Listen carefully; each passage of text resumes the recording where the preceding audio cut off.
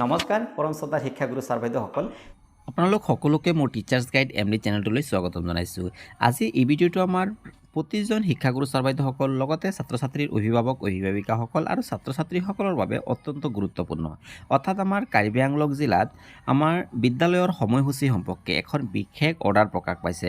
অৰ্থাৎ আমাৰ LP, ME, higher secondary সকলো বিদ্যালয়ৰ বাবে এখন বিশেষ অৰ্ডাৰ প্ৰকাশ পাইছে আৰু এই অৰ্ডাৰখনত কি আছে, কেইটাৰ পৰা স্কুল অপেনিং হ'ব বা কেইটা বজাত ছুটি হ'ব, এই সম্পৰ্কে মই এই অৰ্ডাৰখন মতে আপোনালোকক সম্পূৰ্ণ কথা ষ্টেপ বাই ষ্টেপ ক'বলৈ যত্ন কৰিম।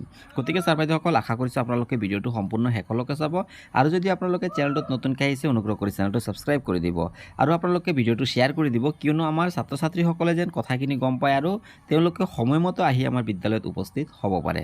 তেনেহ'লে ব'লক আমি ভিডিঅ'টো আৰম্ভ কৰোঁ। ছাৰ বাইদেউসকল, আপোনালোকে নিশ্চয় স্ক্ৰীণত দেখা পাইছে যে এই অৰ্ডাৰখন আহিছে আমাৰ Karbi Anglong autonomous council department of school এডুকেশ্যনৰ ফালৰ পৰা আহিছে আৰু এই অৰ্ডাৰখন যোৱাকালি অৰ্থাৎ 31 আগষ্ট 2024 অৰ্থাৎ যোৱাকালি এই অৰ্ডাৰখন প্ৰকাশ পাইছে।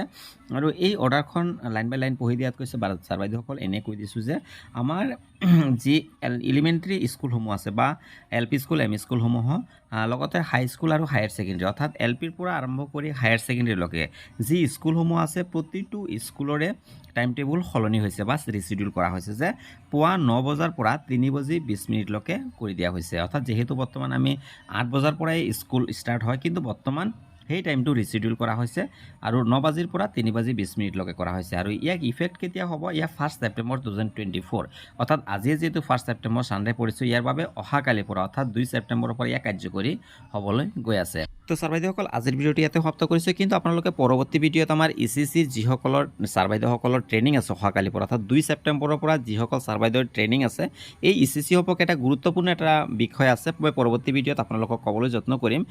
তাৰ লগতে আমাৰ প্ৰতিখন বিদ্যালয় অৰ্থাৎ আমাৰ ৰাজ্যৰ প্ৰতিখন বিদ্যালয়তে এটা শিক্ষা সেতু পৰ্টেলত এটা বিশেষ কাম কৰিব লগা আছে। সেই কি কাম কৰিব লাগিব, কেনেকৈ কৰিব লাগিব, মই পৰৱৰ্তী ভিডিঅ'সমূহত আপোনালোকক ষ্টেপ বাই ষ্টেপ ক'বলৈ মই যত্ন কৰিম। তো ছাৰ বাইদেউসকল, আজিৰ ভিডিঅ'টো ইয়াতে সমাপ্ত কৰিছোঁ। ভিডিঅ'টো সম্পূৰ্ণ চোৱাৰ বাবে ধন্যবাদ।